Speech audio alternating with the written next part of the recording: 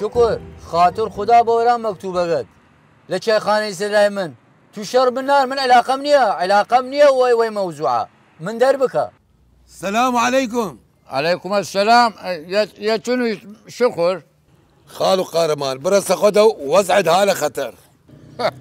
خطر شوي وقتها اغنيش شكر الماء شكر يايا باوري هناك ايوه شو خذ بدين او اخويا.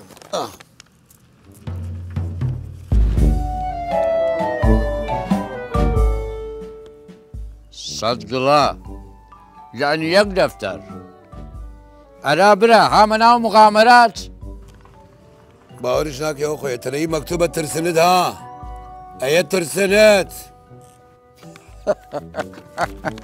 صدق الله كرم ليش المصدق الله لكل بالهم اگه دبريني كي تش مشكلة قورايك تيد حالي بيد واحتمالي شا تشي خطر وبيد بعد خورد نوت.